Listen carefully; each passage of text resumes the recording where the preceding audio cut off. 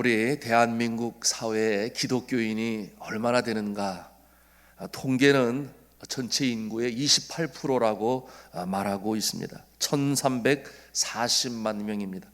이 중에 개신교는 대한민국 인구의 약 20%인 970만 명 정도가 개신교인이 되겠습니다. 그러면 천주교인들이 이제 8%인 것이죠. 약 380만 명입니다. 그러니 쉽게 생각하면 10명 중에 2명이 개신교 기독교인입니다. 8명이 아닌 것입니다. 우리가 교회 안에서는 다 같이 믿는 자들이기 때문에 자연스럽고 또 평안하죠. 내가 예수 믿는다고 하는 것이 오히려 감사합니다. 그런데 사회에 나가보게 되면 상황이 달라지는 것이죠. 기독교인은 소수 그룹에 속해 있는 것입니다. 여러분, 천성적으로 심성적으로 이 아시아, 특별히 한국은 이 더불어 살아가는 것을 미덕으로 알고 살아갑니다. 그러니 이 동양의 심성은 구별된 모습이기보다는 하나가 된 모습에 더 안정감을 느끼는 거죠. 그래서 우리나라가 이 코로나19도 잘 대처하는 모습이 하나가 되는 일에 아주 선수예요. 세계적으로 유명해요. IMF도 그와 같은 모습으로 이겼어요. 평안할 때는 서로 치고받다가도 외세의 침략이거나 국가적인 환란이 오면 그냥 하나로 뭉치는 그와 같은 단일 민족, 단일 언어, 단일 문화, 그와 같은 모습으로 살아갑니다. 그러나 종교에 있어서만큼은 그러지 못한 모습을 우리가 볼 수 있습니다. 자, 이와 같은 하나가 되기 때문에 안정감을 느끼는 모습, 이것이 문화적인 우리나라의 모습인데요. 가령 식당에 4명이 갔는데 3명이 짜장면을 먹는다고 그래요. 그러면 나머지 1명은 뭘 먹겠어요? 그냥 묻혀가는 거죠. 나도 짜장면 먹을래, 뭐 이런 모습이에요. 극장에 가서 영화를 보는데 3명이 이거를 보겠다 그러면 1명은 따로 떨어져서 볼 마음이 없으니 또 같이 하나가 돼서 영화를 보는 모습이 우리 국민의 심성입니다. 자, 이처럼 나 혼자 구별되고 특별하게 분리되는 것을 어색해합니다. 이와 같은 모습으로 인해 오늘날 사회생활에서 믿음을 지켜나가기 어려운 경우가 종종 발생합니다. 쉬운 예로 직장생활을 하는 형제들이 동료들과 함께 회식을 하면 2차를 가야 될지 3차를 가야 될지 곤혹스러울 때가 있습니다. 피해야 하느냐, 그러므로 동떨어져서 살아가야 되느냐, 아니면 그저 동화되어야 하느냐 고민스럽습니다. 동떨어져서 살면 어려운 점이 뭐예요? 자칫 고립될 수 있는 것입니다. 믿지 않는 시댁 식구들과 어릴 때도 마찬가지 경우 아니겠습니까? 신앙 때문에 담을 쌓아야 하느냐, 아니면 동화되어야 하느냐. 교회는 어떠합니까? 교회는 이 세상을 정죄하면서 할 수 있는 한 세상을 멀리해야 하겠습니까? 아니면 전도를 위해서 교회의 문턱을 낮추고 웬만하면 그냥 같이 통화되면서 저들을 받아들여 주어야 하는 것입니까? 이 자리에 계신 성도님들은 이와 같은 상황들을 이미 많이 경험하고 접했을 줄 알아요. 그래서 나름 세상에서 신앙인으로서의 줏대를 가지고 지키며 믿음을 지켜나가리라 그렇게 생각되는데요. 그러니 믿지 않냐는 자들을 대하는 태도가 너무 적대적이지도 아니하고, 그런가 하면은 받아들일 것과 받아들이지 말아야 할 부분들을 그 영역을 잘 선정해서 지켜나가시는 분들이라 생각이 듭니다. 제일 어려운 세대는 누구겠습니까? 젊은 세대들 또는 대학생들 아니겠습니까? 친구들의 영향을 가장 많이 받지 않아요? 새로 취업한 신입 사원의 때가 또한 어려운 때라 생각이 듭니다. 믿지 않냐는 집안의 그 시댁의 시집간 그와 같은 모습도 어려울 것입니다. 어떻게 해야 되겠습니까? 정답이 무엇입니까? 정답은 우리가 잘 알아요. 여하튼 믿음을 지키며 살아야 된다. 그게 정답이겠죠. 그러나 어떻게, 어떠한 모습으로? 성경은 분명히 말씀하죠. 너희는 세상의 빛이다. 어둠을 대적하는 빛이다. 그런가 하면 소금이라고 말씀해요. 왜 소금입니까? 변하지 않아요. 그 맛이 변하지 않아요. 본질이 변질되지 아니하는 그와 같은 모습이 바로 세상의 빛의 모습이요 예수님의 제자들이다. 그래서 소금이라고 또 말씀하고 있습니다. 그러나 다 다수가 아니고 소수일 때에 자칫 휩쓸려 가기 쉽습니다. 스스로가 소외감을 느낄 때가 있고, 그와 같은 모습은 때때로 고립된 섬과 같은 모습으로 느껴질 때 참 힘들죠. 여러분, 그래도 한국 사회는 좀 나아요. 선교지에 가보면 바로바로 느끼는데, 선교지에 기독교가 1% 미만인 나라들, 네팔도 그와 같은 모습이었는데요. 믿는 자로 서서 믿음을 지켜나간다고 하는 것이 정말 쉽지 않습니다. 완전히 따돌림 당하는 것이죠. 그래서 믿는 사람들끼리만 똘똘 뭉칩니다. 세상과 고립된 또 하나의 집단이 됩니다. 그러나 그런 모습을 주님께서 원하실까요? 기독교는 이 뻗어 나가는 성격을 가지고 있습니다. 또 그래야만 합니다. 예수님께서 십자가에 달려 돌아가실 때에 착한 사람들만 위해서 돌아가신 것이 아니라 악한 사람들, 그 중에 다시 개가 천선하여 돌아오기를 원하는 그와 같은 모두를 위하여 십자가에 달려 돌아가셨어요. 그러니 예수님의 그와 같은 가르침을 받은 제자들은 죄악 가운데 완전히 물들어버린 로마 세계를 끌어안았지 않았겠습니까?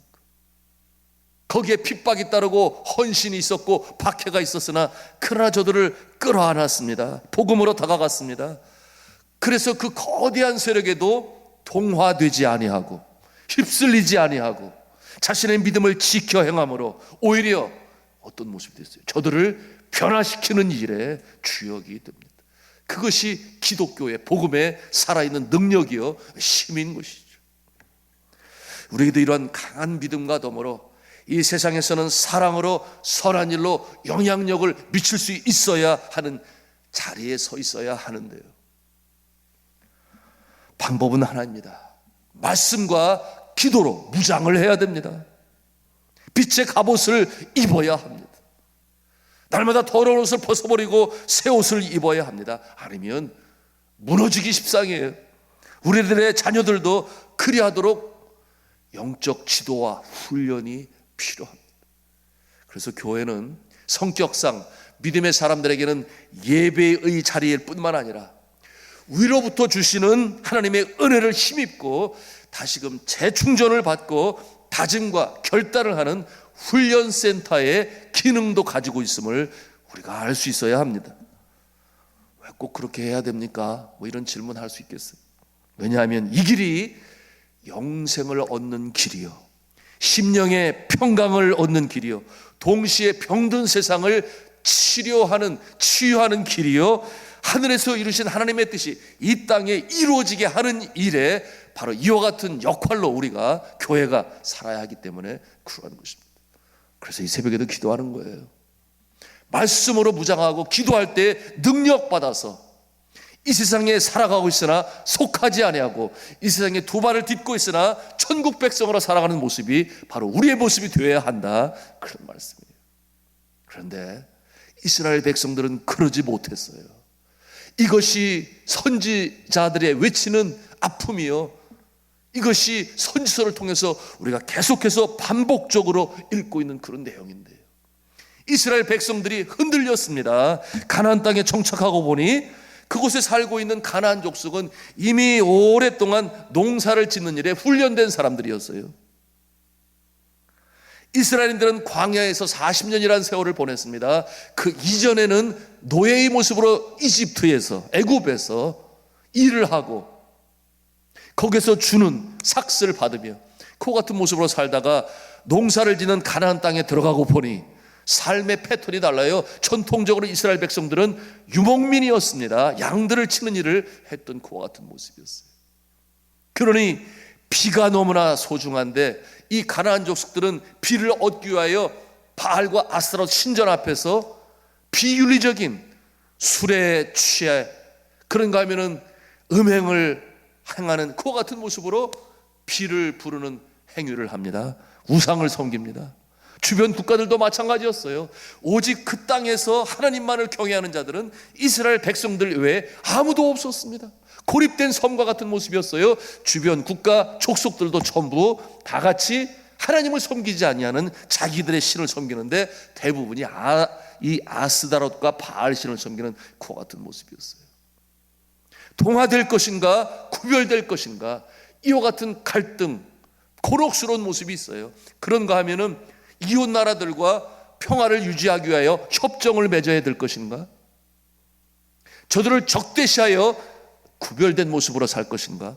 이와 같은 고민을 하지 않을 수가 없었습니다. 여러분, 이와 같은 모습 어떻게 살아야 될 것인가? 오늘날 우리 믿음의 사람들도 똑같은 상황이에요. 선지서의 내용과 다를 바가 없다고 말해요. 하나님께서는 이웃 나라들과 이렇게 협정을 맺고 안정을 취하는 일에 대해서 하나님께서 완전히 단절해라 그러시지 않으셨습니다. 선지자들을 통해서 이번에는 바벨론과 친해라, 이번에는 애굽과 친해라, 그러면서 자신들의 입지 정치할 수 있도록 조언도 주셨어요. 그러나 가장 분명한 것은 흔들림이 없어야 되는데, 어떠한 흔들림인가? 내가 하나님을 경외하고 섬긴다는 그 신앙의 근본이 흔들려서는 아니 된다. 바로 그것이었어요. 세상 속에 살고 세상 사람들과 관계를 맺고 그들과 더불어 비즈니스도 해야 되고 하는 그와 같은 처지에 있으나 가장 중요한 것은 하나님을 경외하고 나는 하나님의 사람이고, 이것을 잊지 말아야 되는데 많은 경우 휩쓸려 떠내려가는 것입니다. 여러분, 이스라엘 민족이 어떠한 민족입니까? 하나님께서 선택한 족속 아니겠어요? 그래서 하나님께서 저들을 중다게 하시고 그리고 민족으로 이뤄가게 하시고, 그런가 하면은 약속의 땅 가나안 땅을 차지하는 일에 전쟁에서 승리하게 하시고, 그리고 그곳에서 이제는 정착하게 하시고, 그러므로 저들을 통하여 축복의 통로가 되기를 원하셨습니다. 저들이 하나님을 잘 경외할 때 어떻게 잘 되는가를 보여주셔서 이웃 나라들에게도 하나님을 경외하고 하나님을 믿을 수 있도록 그렇게 하시는 것이 하나님의 원래 마스터 플랜 아니었겠습니까? 그와 같은 그 뜻을 잘 받들어 순종하며 나갔어야 되는데, 그런데 저들이 그러지를 못했어요. 오늘날 교회도 신앙인도 같은 맥락에서 우리가 이해할 수 있습니다. 우리가 세상에 동화되면 아니 되는데요, 그렇다고 해서 세상과 결별해서도 아니 됩니다. 능력의 사람, 축복의 사람으로 서서 보란듯이 잘 되어야 합니다. 그래서 저들에게 보일 수 있어야 돼요. 먼저는 영적으로, 두 번째는 도덕적으로. 그럴 때 하나님께서 지혜도 주시고 건강도 주시고 물질적으로, 가정적으로 복도 주십니다. 그래서 믿지 않은 자들이 그 모습을 보면서 역시 달라, 그 모습이 부러워요.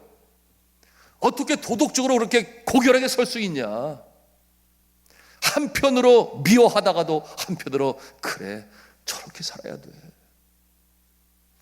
그와 같은 모습으로 서 있어야 되는, 결국 믿지 않은 자들이 그와 같은 모습을 보고 하늘에 계신 하나님께 영광을 올리게 하라. 그것이 하나님께서 믿은 자들을 통하여 주시는 메시지인데요, 하나님의 뜻입니다. 믿으시면 아멘 하시기 바랍니다. 그 모습으로 우리가 살아야 돼요. 서론이 길었습니다. 여러분, 오늘 13장을 이해하기 위하여 이 대세적인 종교 문화의 그 속에서 믿음의 사람들로 지켜나갔어야 되는데, 그러지 못한 이스라엘 백성들 완전히 통화되어 버려서, 이것을 문화적 용어로 assimilation이라는 단어를 사용하는데 그저 통화되어져 버리는 거예요. 구별되지 못하고 하나가 되는 것으로. 왜? 마음이 편하니까.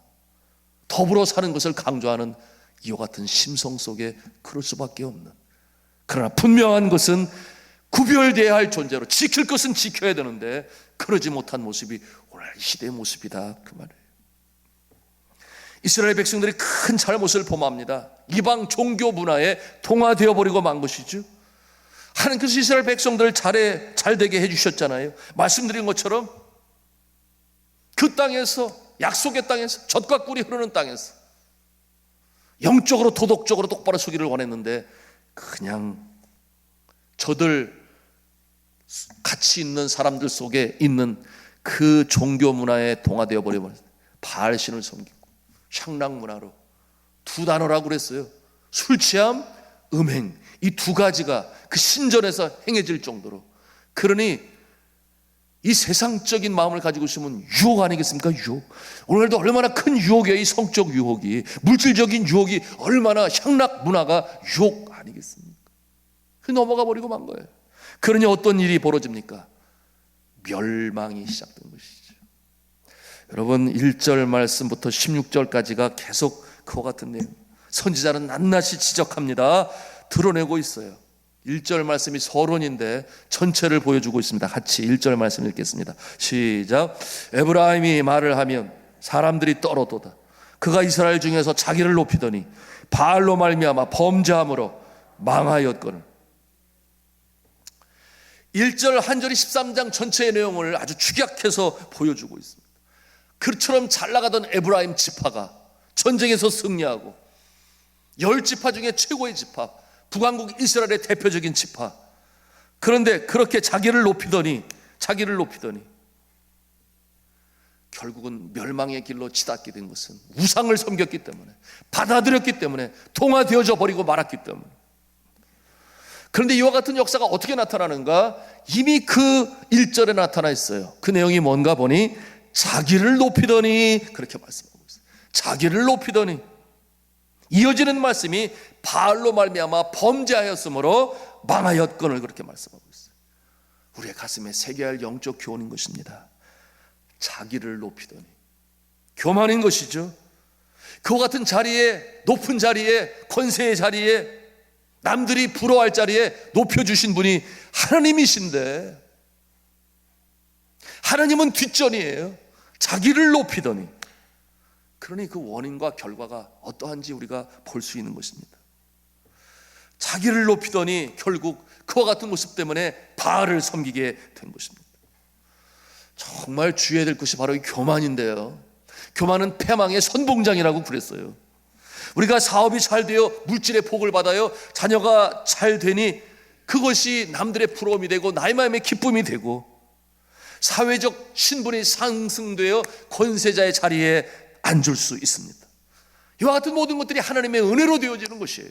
그런데 사람이란 그런 죄성을 가지고 있습니다. 자꾸만 우쭐해지는 거예요. 그래서 자기가 앞에 나서는 것을 더 좋아하고, 남들이 대접해주면 나빠할 사람 아무도 없죠. 대접해준다는데 기분 좋은 거죠. 그러나 다 좋아요. 대접받을 수도 있고, 권세자의 자리에 있을 수도 있고, 영향력을 미칠 수 있는 자리에 서는 것은 좋은 것입니다. 누릴 수 있어요. 좋은 집, 좋은 차, 좋은 옷 누릴 수 있어요. 그러나 중요한 것은 무엇입니까? 하나님이 말씀하시는 거잖아요. 하나님을 경외하고 하나님을 섬기고 하나님이 복의 근원이 되심을 잊지 않아서 어떠한 자세로 서야 되는 것입니까? 한번 따라서 하겠습니다. 하나님께서 해주셨습니다. 하나님의 은혜로 되었습니다. 이 마음을 잊지 말아야 되는데, 하나님의 이름이 뒷전이다 그 말이에요. 내가 이런 것처럼 생각하여 내 자랑이 많아지기 시작합니다. 내가 남들보다 우세해서 그런 것처럼 그렇게 표출하기 시작합니다. 그때부터 망조가 시작되는 거예요. 왜? 하나님이 설 자리가 점점 좁아지는 것입니다. 자기가 점점 많아지. 이것이 바로 오늘 에브라임 이 지파가 결국 우상으로 나가요. 여기서 말하는 우상은 어떤 우상이겠습니까? 하나님을 떠나 하나님 밖에 유혹적인 모습들, 바로 그것이 우상 종교적인 문화였어요. 오늘날로 말하면 향락주의라고 말할 수 있겠습니다. 하나님께서 도우셨음을, 그래서 하나님께서 주신 축복, 하나님이 주신 물질, 하나님이 주신 재능, 하나님이 주신 건강 어떻게 사용해야 되겠습니까? 하나님 기뻐하시는 일에 사용해야 되겠죠. 그러니 하나님이 그 모습을 보시면서 더 어여삐 여기셔서 선순환의 구조가 이루어질 것인데, 언제부터인가 나의 것으로 그것을 만들기 시작하고 축적하기 시작하고 흘려보내야 되는데 그저 머물러 있는 그 모습에 배부름을 느낍니까? 심령의 평안을 느낍니까? 그것은 잘못된 것임에도 불구하고, 그러니 전도를 위하여, 선교를 위하여, 구제를 위하여 하나님 나라 확장하는 일에 그와 같은 곳에 쓰임받는 존재, 쓰임받는 물질 되어야 되는데, 그런데 어디다 써요? 오늘 말씀해 보니 뭐라고 그랬어요? 자기를 위하여 썼다 그랬어요. 멸망으로 가는 첩경임을 말씀을 보여주고 있습니다. 우리 2절 말씀인데요, 1절과 연결되어집니다.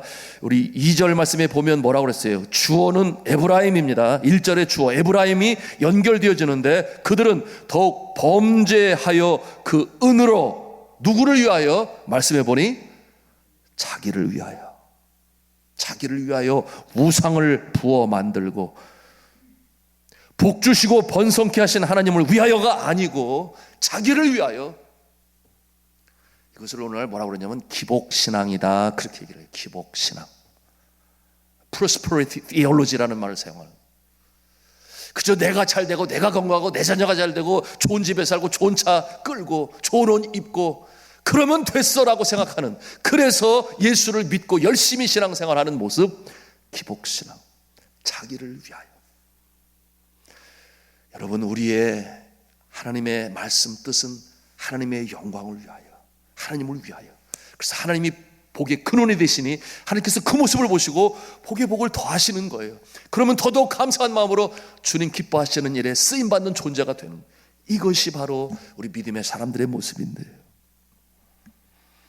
자기를 위하여, 이것은 하나님을 위한 것이 아니기 때문에 우상이다, 그 말. 어느새 자신이 높임을 받아야 하나님의 자리에 있는 것입니다. 그리고 누리는 것입니다. 세상의 다양한 즐거움을 누립니다. 누리는 것이 잘못된 것이 아니라 그랬어요. 하나님께 감사하고 하나님을 위하여 뜻을 헤아리고 살피면서 살아야 됩니다. 이와 같은 일이 왜 생겼다고 그랬어요? 교만함으로 인해서. 그와 같은 모습은 self-centered lifestyle, 그렇게 말. 뭐냐면 자기 중심적인 삶의 자세로 살아가는, 누가 믿음의 사람들 중 그런 사람들이 있다.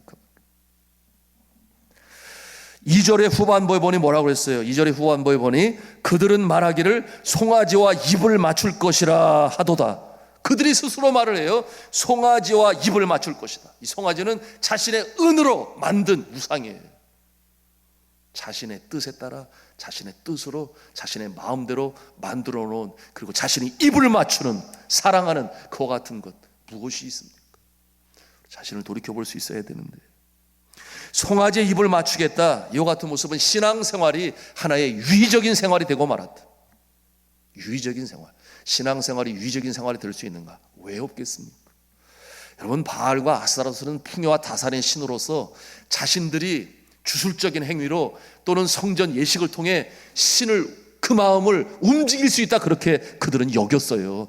그러니까 내가 정성을 들이면 하나님의 마음을 움직일 수 있다라고 생각하는 모습과 비슷한 모습인데, 하나님의 뜻은 변함이 없고 하나님의 마음대로 움직이시는 것이지 내 마음대로가 아니다. 그러나 하나님은 긍휼히 여기실 수 있으신 분이시니 우리를 불쌍히 여기실 때 역사가 나타나고, 이와 같은 모습이 오늘날 신앙 가운데 보이지 않는 가운데 있다, 그 말이에요. 유의적으로 신앙생활해요. 여러분, 하나님께서는 말씀을 통하여, 언약을 통해 하나님 기뻐하시는 바가 무엇인가를 반드시 보여주셨어요. 아주 명료해요. 그 언약의 말씀을 붙잡고 우리가 나가는 것인데, 그것이 아니라 나는 내 마음대로 신앙생활하겠다, 내 방식대로 신앙생활하겠다, 그리고 그것이 나의 신앙생활이다, 기준을 정하고. 누가 정해요? 내가 정해요. 그러나 하나님은 그것을 원치 아니하십니다. 오늘 선지서를 통해서 우리가 이와 같은 모습을 볼 수 있는 영적인 분별력이 필요합니다. 이와 같은 모습은 세상과의 타협이 아니라, 통화가 아니라 구별이라고 말씀을 드렸습니다. 말씀을 맺습니다. 하나님의 말씀을 우리가 가슴에 새겨야 되는데, 기준을 하나님의 말씀, 하나님의 언약에 두시기를 바랍니다. 내 마음에 두지 마시고, 이 정도면 됐어, 그렇게 내 마음대로 판단하지 마시고, 그래서 하나님의 말씀이 강단에서 선포되어지고 말씀을 묵상하며 깨달아질 때, 그래, 아직도 나는 부족한데 왜 내가 이렇게 자만했는지, 깨달음이 오면 바로 들이켜서 주님과 더불어 동행할 때 영혼의 찰댐같이 범사가 찰되고 강건해지는 역사, 하나님께 영광이 나타나고 믿지 않은 자들이 바라보고 부러워하여 하나님께 영광을 올리는 역사, 이와 같은 일의 주인공이 다 되실 수 있기를 저는 주님의 이름으로 축원합니다.